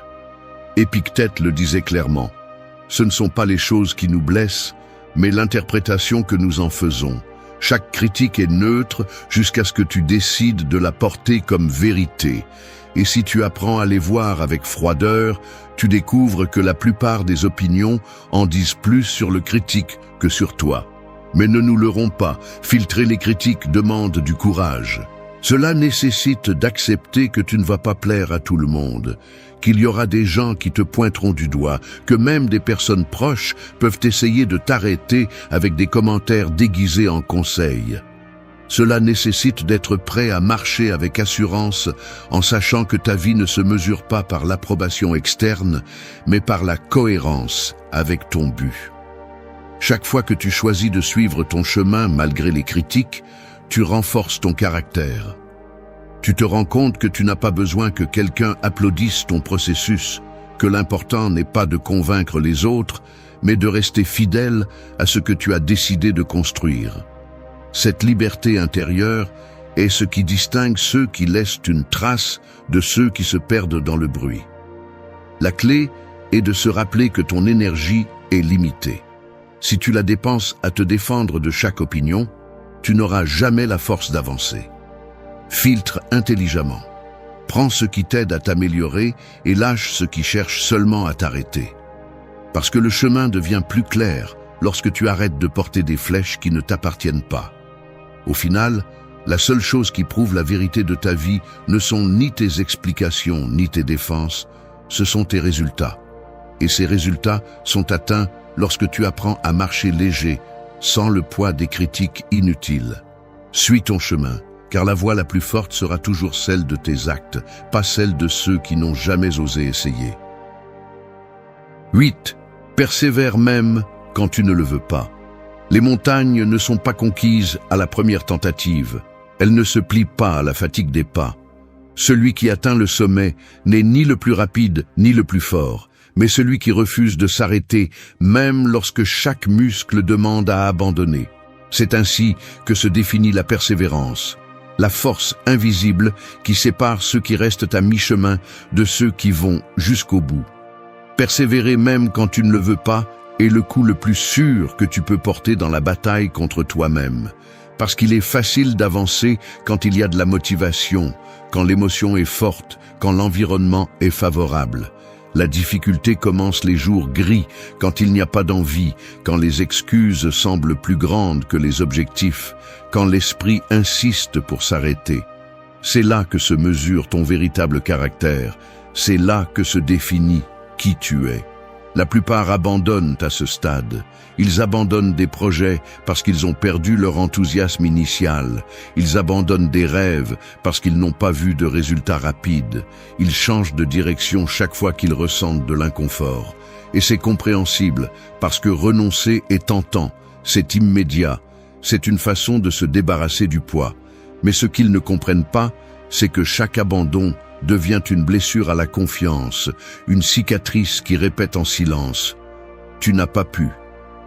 Persévérer, en revanche, c'est construire une identité. Chaque fois que tu agis malgré le manque d'envie, tu renforces ton caractère. Tu envoies un message direct à ton esprit « Ici, c'est moi qui commande, pas mes émotions passagères ». Et ce message, répété encore et encore, devient la base de ta force. Ce n'est pas de la magie, c'est de la répétition constante. Ce qui semblait impossible hier devient une partie de ta routine demain, parce que tu as décidé de ne pas céder. Le stoïcisme a toujours parlé de cette résistance silencieuse, non pas comme un sacrifice vide, mais comme la vertu de rester ferme face à l'adversité. Marc Aurèle se rappelait à lui-même que la vie ne promet pas la facilité, et que chaque obstacle est un test pour grandir en discipline et en courage. La persévérance, c'est exactement cela. Voir dans la difficulté un terrain d'entraînement et non un mur qui t'oblige à reculer. N'attends pas de motivation tous les jours, car c'est une ressource aussi fragile que l'émotion. Ce qui soutient vraiment, c'est la discipline de continuer, même si tu ne le veux pas, même si ça fait mal, même si ça semble inutile. La persévérance est la constance appliquée dans les moments où personne n'attend rien de toi. C'est continuer à courir dans la tempête quand les autres ont déjà cherché refuge. Et le plus puissant dans la persévérance, c'est que tu accumules de petites victoires.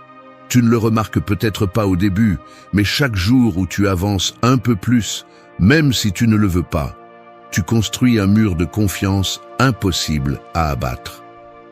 La prochaine fois que tu seras confronté à une difficulté, tu ne douteras pas, parce que tu sais déjà que tu es capable de résister. La persévérance est l'arme qui transforme les gens ordinaires en personnes extraordinaires. Il ne s'agit pas de talent, ni de chance, ni de circonstances parfaites. Il s'agit de refuser de renoncer. Même si ton esprit te crie d'arrêter, même si ton corps te demande du repos, même si le monde se moque de ton effort, tu continues. Et ce simple acte de continuer, quand tout en toi veut abandonner, c'est ce qui fait de toi quelqu'un d'insurmontable. 9. Fais de la discipline ton arme la plus puissante. L'épée la plus tranchante n'est pas celle qui brille dans la main d'un guerrier, mais celle que tu forgeais chaque jour dans le silence de ta routine. Cette épée s'appelle la discipline, et c'est l'arme qui ne rouille jamais, celle qui tranche les doutes, la paresse, les excuses et les peurs. Sans discipline, tout le reste s'effondre. Tu peux avoir du talent, des rêves et même un soutien extérieur, mais si tu n'as pas la force de rester ferme, tout s'évapore. La discipline n'est pas un ornement, c'est la colonne vertébrale de ta vie. Faire de la discipline ton arme la plus puissante signifie arrêter de dépendre de la motivation. La motivation est un invité capricieux. Elle apparaît quand elle veut et disparaît quand tu en as le plus besoin. La discipline, en revanche, est la décision ferme de tenir bon, même quand tu n'en as pas envie, même quand la journée devient lourde, même quand personne ne te regarde. C'est la différence entre ceux qui parlent de ce qu'ils feront et ceux qui le construisent en silence. La bataille interne la plus dure est contre la voix qui dit « Je le ferai demain, cette fois-ci ne compte pas, je ferai mieux d'attendre un peu plus ». Cette voix semble innocente, mais c'est le poison qui affaiblit ton caractère. Chaque fois que tu cèdes, la corde se relâche, ta confiance se brise et ton identité se fragmente. Parce qu'au fond, la discipline n'est pas seulement une habitude, c'est la preuve que ta parole envers toi-même a de la valeur. Quand tu ne respectes pas tes engagements, tu te prouves que tu ne peux pas te faire confiance. Quand tu les respectes, même si personne ne le remarque, tu deviens quelqu'un d'inébranlable. Le stoïcisme l'a bien compris. Il ne s'agissait pas de contrôler le monde, mais de se contrôler soi-même. L'homme discipliné est libre, parce qu'il ne dépend pas de ses impulsions, il ne dépend pas des circonstances, il ne dépend pas des excuses. Il peut être au milieu du chaos, et pourtant rester ferme, parce que son centre n'est pas dicté par l'environnement, mais par sa volonté. C'est cette grandeur qui fait de la discipline la meilleure arme. Elle te rend invulnérable à ce que tu ne contrôles pas. Être discipliné, ce n'est pas vivre de manière rigide, c'est vivre avec une direction. C'est se lever même si le corps demande à dormir. C'est s'entraîner même si tu ne vois pas de résultats immédiats. C'est étudier quand l'esprit cherche à se distraire. C'est économiser quand la tentation de dépenser est forte. Ce sont de petits actes quotidiens qui semblent insignifiants, mais qui, ajoutés les uns aux autres, construisent une vie solide. Et même si le monde admire les réalisations, la racine de toutes celles-ci se trouve dans ces moments cachés où tu as choisi de tenir bon plutôt que de céder. La discipline est aussi la meilleure réponse aux critiques et aux doutes. Parce que tu peux faire taire les bouches sans discuter, simplement en montrant des résultats que personne ne peut nier. La discipline parle pour toi, avec des faits, avec constance, avec des victoires silencieuses qui pèsent plus que n'importe quel discours. Fais de la discipline ton arme la plus puissante et tu verras comment le bruit perd de sa force, comment la peur devient gérable et comment la vie commence à s'organiser. Non pas parce que c'est facile, mais parce que tu ne vis plus à la merci de ce que tu ressens, mais de ce que tu décides. La vraie liberté n'est pas de faire ce que tu veux, c'est d'avoir la force de faire ce que tu dois. Et cette force n'a qu'un nom, la discipline constante. Chaque matin est un défi. Tu te lèves, et sans t'en rendre compte, tu es déjà engagé dans une lutte contre la paresse qui t'attrape, contre les pensées désordonnées qui veulent te voler ta tranquillité, contre les émotions qui cherchent à gouverner ta journée avant même que tu aies fait le premier pas. Ce n'est pas un jeu, c'est la réalité. Celui qui commence la journée sans direction finit par être emporté par l'extérieur, sans force, sans clarté, sans contrôle. C'est pourquoi les stoïciens accordaient tant d'importance à l'aube. Marc Aurèle écrivait qu'au réveil, il devait se rappeler que la vie le mettrait face à des difficultés, des personnes compliquées et des moments durs, mais que tout cela faisait partie de la nature du monde. Épictète enseignait que tu ne peux pas contrôler ce qui se passe, mais tu peux contrôler comment tu y fais face. Et Sénèque avertissait que gaspiller le temps est la plus grande des pertes, car c'est la seule chose qui ne revient jamais. Si tu unis ces idées, tu comprends que le matin n'est pas un espace quelconque, c'est le terrain où se forge le caractère de la journée. Si tu te réveilles sans intention, tu seras la victime du bruit. Mais si tu te réveilles avec discipline, tu transformes ton esprit en une arme. La sérénité n'est pas une faiblesse, c'est un pouvoir contrôlé. La clarté n'est pas un hasard, c'est une pratique quotidienne. Ici, tu n'entendras pas de phrases creuses, mais des méditations stoïciennes que tu peux appliquer dès le premier moment de la journée. Ce sont 8 leçons, 8 rappels qui transforment les matins en un entraînement de force et de sagesse. Reste jusqu'à la fin, car si tu les appliques, tu cesseras de vivre tes journées en automatique et tu commenceras à les vivre avec la trempe d'un guerrier qui ne cède sa paix à rien ni à personne. 1. Prépare-toi pour les difficultés. L'aube ressemble à un échiquier. À peine ouvres-tu les yeux, les pièces sont déjà en mouvement. Peu importe si tu le veux ou non, la partie a commencé. Et l'erreur la plus courante est de croire que ce sera un jeu tranquille, alors qu'en réalité il y aura des attaques, des surprises et des mouvements que tu ne peux pas anticiper. C'est ainsi que fonctionne la vie, et celui qui se réveille en pensant que tout sera en sa faveur se trompe et se condamne à la frustration. Le stoïcien, en revanche, commence la matinée en acceptant que les problèmes sont inévitables, que le monde ne tournera pas pour le satisfaire, et que sa seule véritable préparation réside dans l'attitude avec laquelle il décide de les affronter. Marc Aurèle l'a bien dit, chaque jour, tu seras entouré de personnes qui peuvent être ingrates, arrogantes ou injustes. Quel est l'intérêt de s'étonner quand cela arrive? La difficulté n'est pas un accident, elle fait partie du paysage humain. Il en va de même pour les obstacles de la vie quotidienne. Retard, pertes, disputes, responsabilités qui se multiplient quand tu t'y attends le moins. Si tu ne te prépares pas mentalement, chacun de ces coups devient un mur qui fait s'effondrer ton moral. Mais si dès le début de la journée tu reconnais qu'ils viendront, ton esprit ne trébuche plus, mais avance avec assurance. Épictète répétait que nous ne devons pas demander que les choses se passent comme nous le voulons, mais les vouloir comme elles se passent.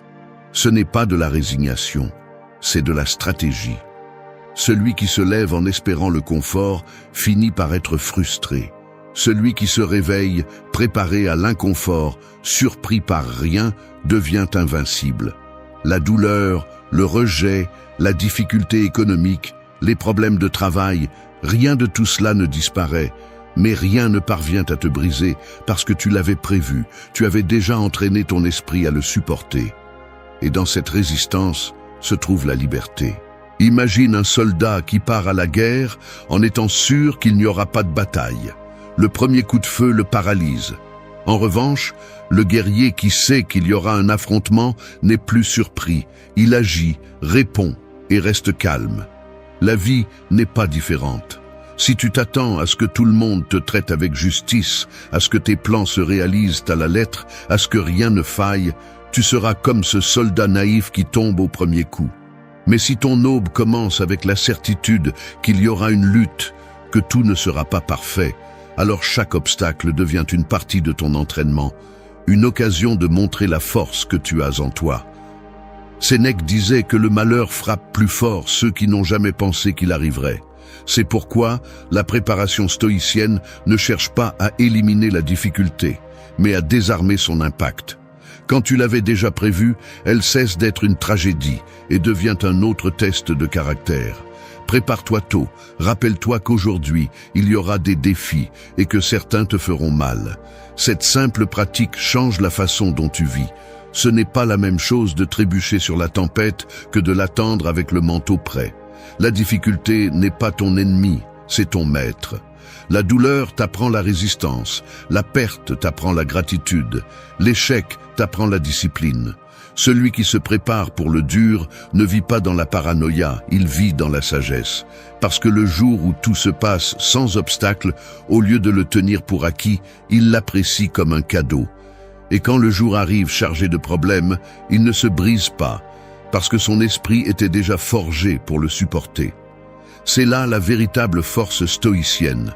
Transformer chaque difficulté en un terrain d'entraînement où ton esprit se trempe comme l'acier.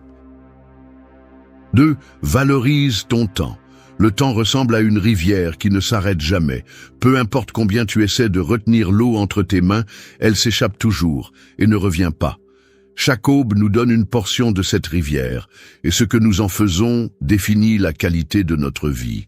Le problème est que beaucoup le traitent comme s'il était infini, comme s'ils pouvaient le gaspiller sans conséquence.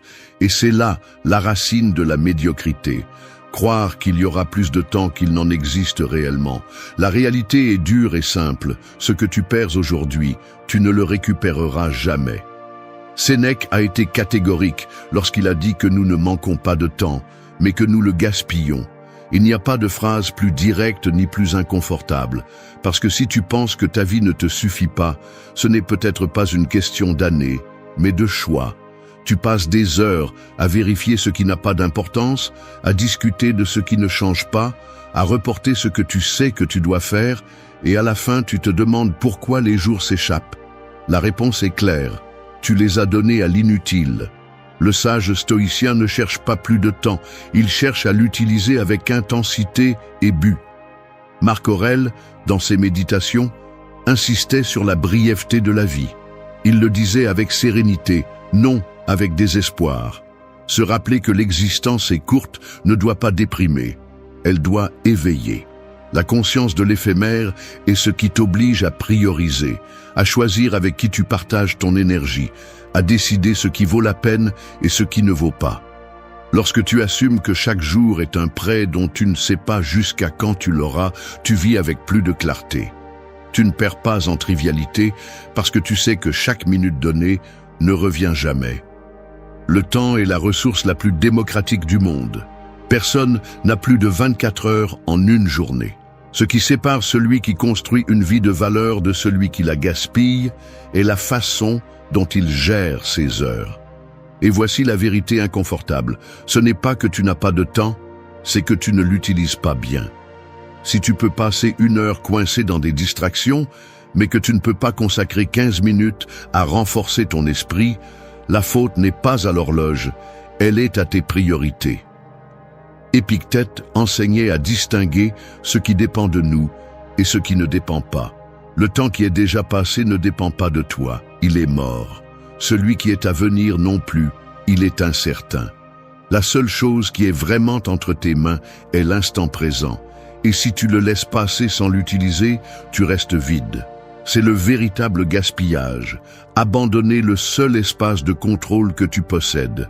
Valoriser ton temps signifie aussi le protéger. Apprendre à dire non à des engagements inutiles, à des conversations vides, à des personnes qui cherchent seulement à voler ton énergie. Chaque fois que tu cèdes ton temps à ce qui n'a pas de but, c'est comme ouvrir les mains et laisser la rivière s'échapper avec violence. Et chaque fois que tu l'investis dans ce qui renforce ton caractère, c'est comme construire un barrage qui redirige l'eau vers ce qui compte vraiment. La discipline de valoriser le temps n'est pas rigide, c'est la liberté. Parce que lorsque tu sais où diriger tes heures, le bruit externe perd de son pouvoir. Tu ne vis plus à la merci de ce que les autres veulent, mais aligné avec ce qui donne un sens à ta vie. Le temps devient une arme et non une condamnation. Et c'est la différence entre celui qui arrive à la fin de sa vie vide et celui qui meurt ayant vécu avec force. N'oublie pas cette vérité. Ce que tu fais de ton temps aujourd'hui est ce qui définit l'histoire que tu raconteras demain. 3. Protège ta paix intérieure. Ton esprit est comme une forteresse au milieu du désert. Dehors, il y aura toujours des tempêtes de sable, des rafales de vent qui tentent de s'infiltrer et de tout balayer. Mais ce qui définit vraiment ta stabilité n'est pas la violence du climat, mais la résistance de tes murs. La paix intérieure fonctionne de la même manière. C'est ton refuge le plus précieux et pourtant, tu la cèdes souvent au premier bruit externe, comme si elle n'avait aucune valeur. Le véritable défi n'est pas de vivre dans un monde chaotique, mais de garder ton esprit au calme, au milieu du chaos. Marc Aurèle écrivait que l'homme qui se laisse emporter par les passions extérieures devient leur esclave. À quoi bon avoir des commodités matérielles si ton intérieur est en guerre? La paix ne se négocie pas, elle se protège. Et la protéger signifie mettre des limites claires à ce que tu permets d'entrer dans ta vie. Aujourd'hui, les distractions ne viennent pas seulement des personnes, elles arrivent aussi sous forme de notifications, de nouvelles conçues pour t'alarmer, d'opinions que tu n'as pas demandées et que tu absorbes jusqu'à t'intoxiquer. Si tu ne fermes pas les portes de ta forteresse, n'importe quoi finit par gouverner ton humeur. Épictète le disait sans détour. Ce qui perturbe l'homme ne sont pas les choses, mais l'opinion qu'il a d'elles. Voilà la clé. Ce n'est pas la critique des autres qui te vole ta tranquillité, c'est ta décision de lui donner du poids. Ce n'est pas la difficulté qui brise ton esprit, mais l'interprétation que tu choisis. Protéger ta paix intérieure ne signifie pas t'isoler du monde, mais entraîner ton esprit à ne pas laisser l'extérieur contrôler l'intérieur. C'est prendre le contrôle de tes jugements, car c'est là que réside ta liberté. Sénèque avertissait aussi que beaucoup de notre souffrance vient de l'anticipation de maux qui n'arrivent jamais. Cette anxiété qui te consume à cause de ce qui pourrait arriver est un voleur silencieux de paix. Si tu décides de vivre en alerte constante face à ce qui n'est pas encore arrivé, tu deviens prisonnier d'un futur imaginé. Le stoïcien, en revanche, se concentre sur le présent, car il comprend que c'est le seul endroit où il peut exercer un contrôle. Et en le faisant, il conserve sa sérénité même dans des circonstances adverses. La paix intérieure se protège aussi en apprenant à lâcher prise. Toutes les batailles ne méritent pas ton énergie, toutes les paroles ne nécessitent pas une réponse, toutes les provocations n'ont pas besoin d'une réaction. Chaque fois que tu tombes dans le jeu de celui qui veut te perturber, tu cèdes ta forteresse. Ne pas répondre à ce qui est inutile n'est pas une faiblesse, c'est une maîtrise. Se maîtriser soi-même est plus difficile que de maîtriser les autres. Mais c'est le seul vrai pouvoir que personne ne peut te prendre. Protéger ta paix implique de la discipline pour prendre soin de ce que tu consommes, de ce que tu penses, de ce que tu acceptes et de ce que tu rejettes. Il ne s'agit pas de vivre déconnecté, il s'agit de choisir clairement ce qui mérite une place dans ton esprit. Parce que si ton intérieur est en ordre, rien de l'extérieur ne peut te renverser. Et si ton intérieur est un chaos, même le plus petit contretemps peut te détruire. Celui qui protège sa paix vit avec fermeté. Il ne réagit plus à chaque provocation. Il ne se brise plus à chaque coup de la vie. Il ne laisse plus son humeur à la merci des caprices des autres. Sa forteresse reste debout, solide face au vent. C'est la véritable victoire stoïcienne. Non pas conquérir le monde, mais conquérir ton intérieur. Car celui qui maîtrise sa paix n'a pas besoin de fuir le bruit. Il sait marcher avec sérénité au milieu de celui-ci. 4. Concentre-toi sur ce que tu contrôles. Ta vie ressemble à un gouvernail en pleine mer. Tu peux diriger la direction du navire, mais tu ne peux jamais contrôler le vent ni les vagues. Beaucoup font naufrage parce qu'au lieu de tenir fermement le gouvernail, ils désespèrent en hurlant contre la tempête, espérant que la mer change pour eux. C'est l'erreur que répètent quotidiennement ceux qui dépensent leur énergie dans ce qu'ils ne pourront jamais contrôler. Les opinions des autres, les caprices du destin, l'incertitude de demain. Le stoïcien sait que la seule véritable liberté réside dans ce qui dépend de ses mains, et que tout le reste est du bruit qu'il doit apprendre à lâcher. Épictète l'a expliqué avec une brutalité claire. Certaines choses dépendent de nous et d'autres non. La souffrance commence lorsque nous confondons cette frontière. Prétendre que les gens agissent toujours comme nous l'espérons, que le monde soit juste à notre manière, ou que les résultats répondent à nos désirs, est comme vouloir que la mer se calme parce que tu l'as ordonné. Cela ne se produira pas. Et chaque fois que tu insistes sur cette illusion, tu perds des forces, tu t'épuises et tu finis par être frustré. Le contrôle est dans ton jugement, dans ta réponse, dans ton action, jamais dans l'externe. Marc Aurèle l'appliquait chaque matin. Il se rappelait à lui-même que la vie le mettrait face à des imprévus, face à des personnes qui n'agissaient pas avec vertu, face à des situations qu'il ne pouvait pas modeler. Mais il se répétait aussi que personne ne pouvait lui voler sa capacité à agir avec justice, à garder son esprit tranquille, à ne pas se laisser emporter par ce qui ne dépendait pas de lui. Et c'est la pratique dont tu as besoin aujourd'hui. Revenir au centre, te rappeler que ton véritable pouvoir est en toi, pas dans ce qui se passe à l'extérieur. Le problème moderne est que nous donnons notre paix à des facteurs que nous ne pouvons pas gérer.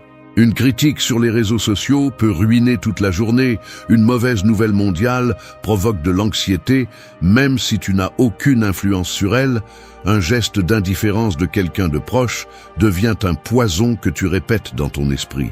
Mais qu'est-ce que tu changes avec ça? Rien.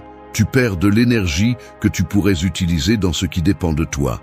Ta discipline, ton caractère, ton travail, ta façon de répondre. Ce qui échappe à ton contrôle ne doit pas gouverner ton humeur, car si c'est le cas, tu deviens l'esclave de l'externe. Sénèque disait que le véritable homme fort est celui qui reste debout même lorsque le destin le frappe avec violence. Non pas parce qu'il peut éviter les coups, mais parce que sa force réside dans la façon dont il les affronte. La pluie tombe, le vent souffle, la vie frappe. Tu décides si tu te noies dans la plainte ou si tu utilises ce moment comme une preuve de ton tempérament. Ce choix est toujours entre tes mains, même si rien d'autre ne l'est. Te concentrer sur ce que tu contrôles n'est pas une phrase décorative, c'est un entraînement quotidien. c'est t'arrêter chaque fois que ton esprit court après l'impossible et le ramener au présent. Puis-je changer cela avec mon action? Si la réponse est non, tu le lâches. Cela dépend-il de ma discipline, de mes paroles, de mes décisions? Alors, tu mets toute ta force là.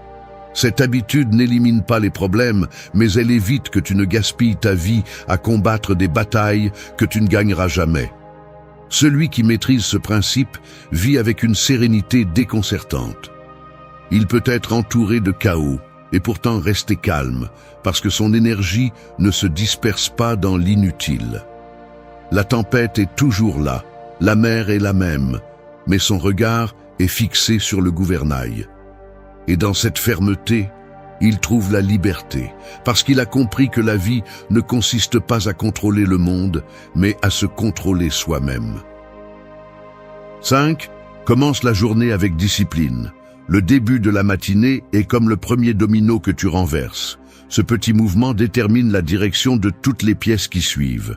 Si cette première action est faible, toute la journée chancelle. Si elle est ferme, le reste coule avec clarté. Beaucoup échouent parce qu'ils croient que la discipline est un grand acte qui apparaît de temps en temps, alors qu'en réalité elle se forge dans les premières minutes de l'aube, dans les petites décisions qui semblent insignifiantes, mais qui marquent le cours entier de ta vie. Marc Aurèle se répétait qu'il devait se lever même si son corps demandait à continuer à dormir, parce qu'il était né pour agir, pas pour se reposer éternellement. Nous avons tous cette lutte interne. Le réveil sonne et l'esprit murmure des excuses. 5 minutes de plus, je commence demain. Aujourd'hui n'est pas le moment. Si tu cèdes là, tu as déjà donné ta journée. Celui qui gagne cette première bataille gagne la guerre, car chaque action qui suit naît de cette victoire initiale. Il ne s'agit pas de se réveiller tôt, il s'agit de se lever avec un but, de commencer avec le contrôle dans tes mains et non dans l'inertie du confort. Épictète rappelait que ce n'est pas libre celui qui fait ce qu'il veut, mais celui qui se domine lui-même. Et cette domination commence le matin. Pourquoi? Parce que dans ces minutes, tu n'es pas encore contaminé par l'extérieur, les distractions n'arrivent pas encore, tu as encore le pouvoir de définir la direction. Si tu décides d'agir avec discipline, tu entraînes ton esprit pour que le reste de la journée suive cette ligne. En revanche, si tu commences en cédant à la paresse, au désordre, à la dispersion, tu deviens esclave dès le premier instant. Sénèque disait que la vie est plus gaspillée dans l'indécision que dans l'action erronée. Et cela s'applique chaque matin. Reporter l'important, perdre la première heure en rien, laisser la journée te traîner au lieu de prendre le contrôle est une façon silencieuse de perdre ta vie. La discipline du matin n'est pas un caprice, c'est un rappel que tu es aux commandes, que tu décides et que tu ne réagis pas simplement. Chaque habitude que tu pratiques en te réveillant devient une brique avec laquelle tu construis ton caractère.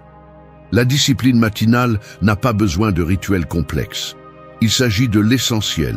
Ranger ton espace, bouger ton corps, entraîner ton esprit avec de la lecture ou de la méditation, planifier ce qui compte vraiment. Ce sont de petites actions, mais répétées avec fermeté, elles deviennent inébranlables. Et quand tu le fais, tu n'améliores pas seulement ta productivité, tu améliores ton esprit, parce que tu apprends à ne pas dépendre de motivations éphémères. Tu agis parce que tu l'as choisi, pas parce que tu l'as ressenti. Commence la journée avec discipline, et le bruit extérieur perd de sa force.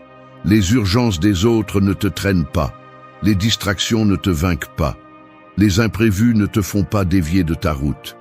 Parce que ton esprit a déjà une base solide, tu as déjà été l'architecte de ton aube, et c'est l'avantage que peu de gens ont. Pendant que d'autres réagissent, tu agis. Pendant que d'autres se lamentent, tu avances.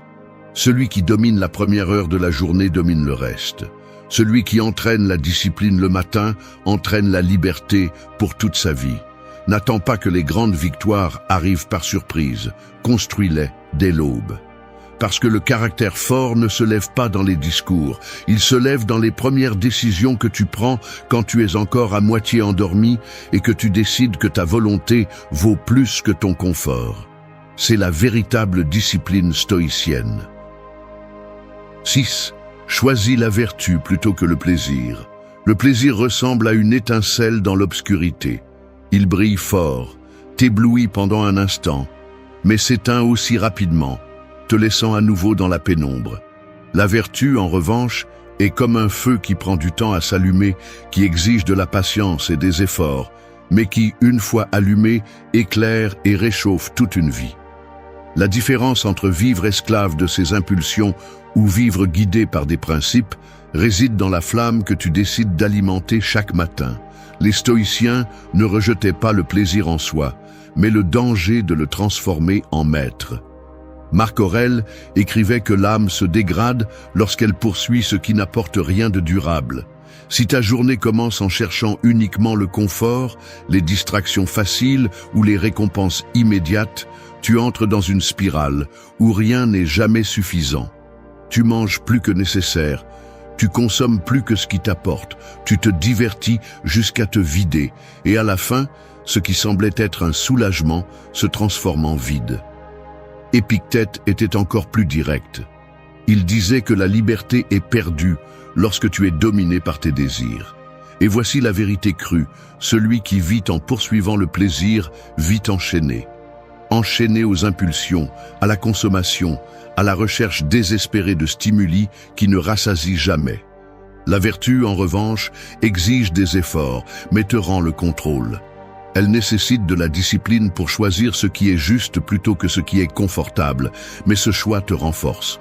Lorsque tu choisis la vertu plutôt que le plaisir, tu choisis le caractère plutôt que la faiblesse. Sénèque l'a expliqué clairement.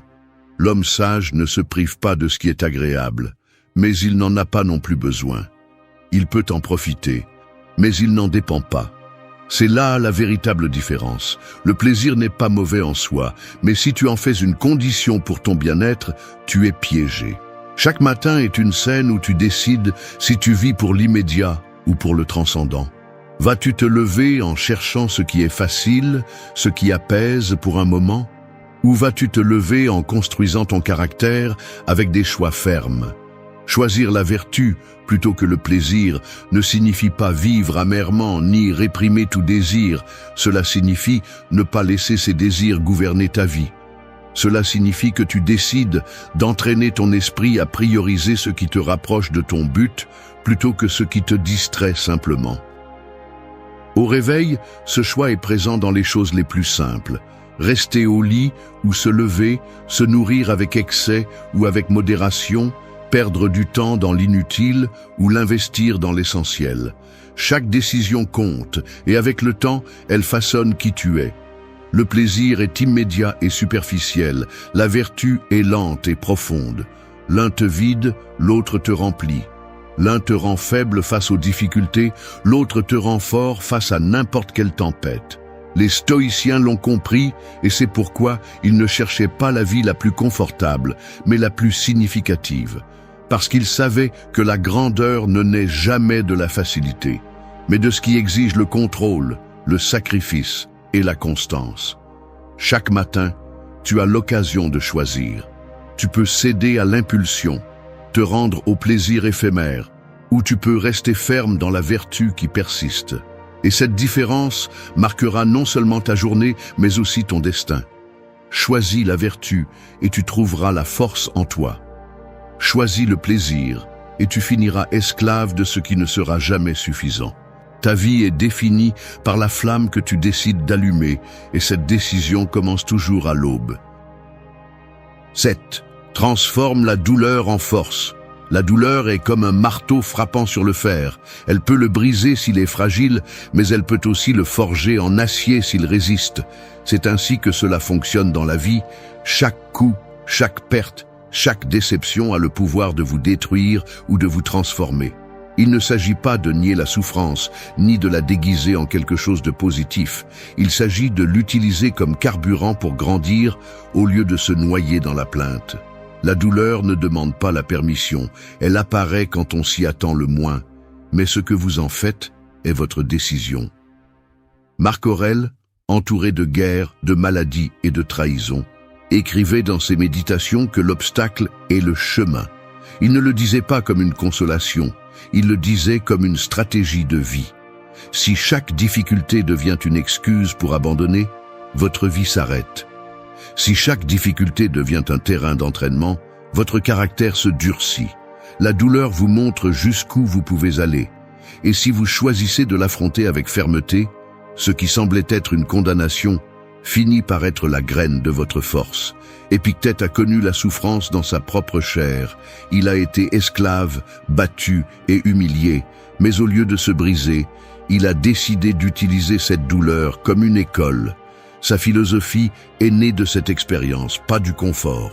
Il disait lui-même que personne n'est libre jusqu'à ce qu'il apprenne à maîtriser son intérieur, même dans l'adversité. C'est l'enseignement que vous devez appliquer. Vous ne pouvez pas empêcher la vie de vous frapper, mais vous pouvez décider que ce coup ne vous transforme pas en victime, mais en quelqu'un de plus fort. Sénèque prévenait que l'adversité révèle l'homme à lui-même. Beaucoup croient se connaître jusqu'à ce que la douleur arrive. C'est dans la maladie, dans la perte, dans l'échec que vous montrez qui vous êtes vraiment. Là, il n'y a pas de masque, il n'y a pas de discours, il n'y a que votre réaction face à la souffrance. Si vous choisissez de vous lamenter, vous restez attaché. Si vous choisissez d'apprendre, vous vous libérez.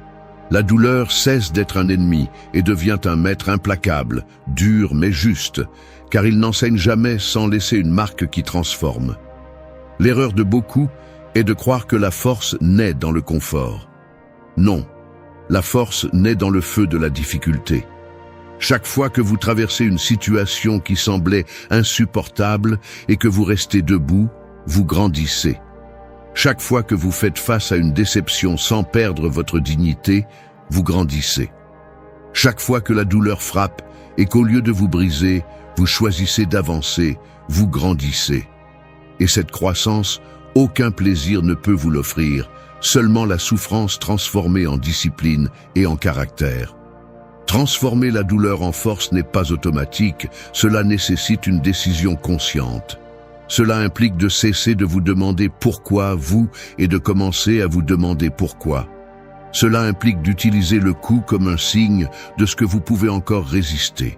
Cela implique de regarder la blessure non pas comme une condamnation, mais comme une marque qui prouve que vous avez survécu. La cicatrice est une preuve de bataille, pas de défaite. La vie ne cessera jamais de vous confronter à la douleur, mais votre pouvoir réside dans la façon dont vous l'interprétez. Vous pouvez la voir comme une chaîne ou comme une épée. Vous pouvez la laisser vous affaiblir ou lui permettre de vous élever en force. La douleur est inévitable, la souffrance est optionnelle. Et lorsque vous choisissez de la transformer, vous découvrez que chaque coup qui semblait être une fin était en réalité un début. Le stoïcien le comprend, et c'est pourquoi il ne fuit jamais la douleur. Il l'affronte, la supporte et la transforme en le feu qui trempe son esprit. C'est la véritable victoire. Non pas éliminer la souffrance, mais l'utiliser pour devenir quelqu'un que rien ni personne ne peut briser. 8. Vie comme un philosophe guerrier. La vie est un champ de bataille déguisé en routine.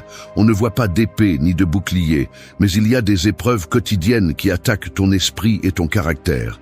Le trafic qui t'irrite, l'injustice que tu vois, la déception de quelqu'un de proche, la tentation de te rendre à la facilité. Tout cela sont des combats qui mettent à l'épreuve ta force.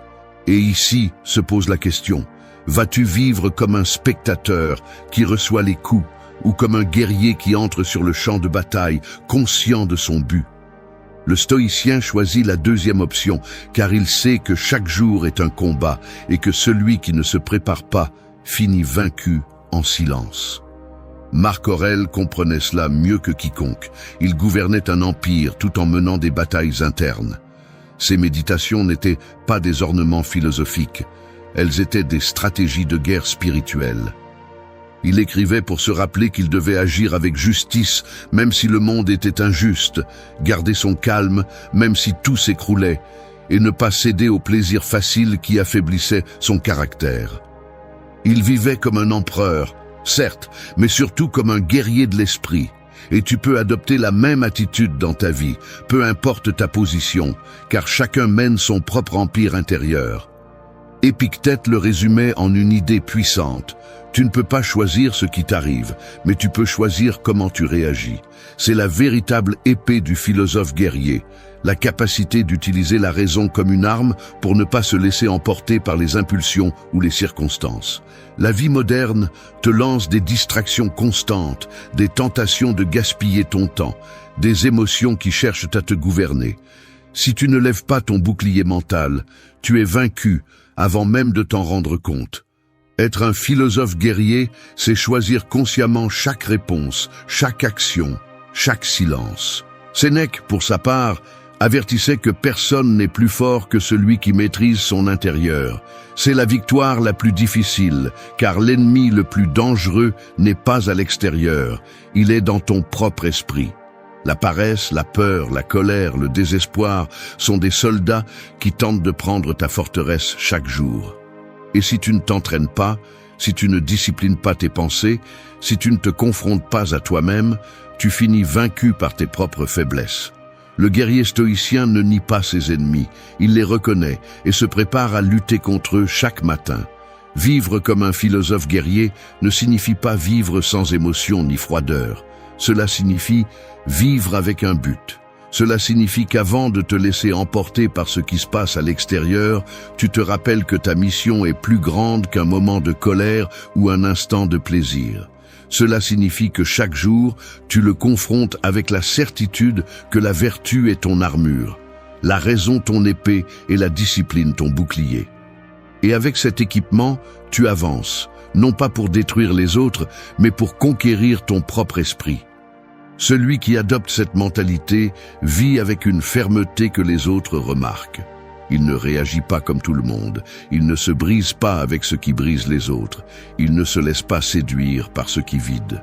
Sa vie ne dépend pas de la chance ni du confort, elle dépend de son caractère. C'est le véritable guerrier, non pas celui qui impose une force externe, mais celui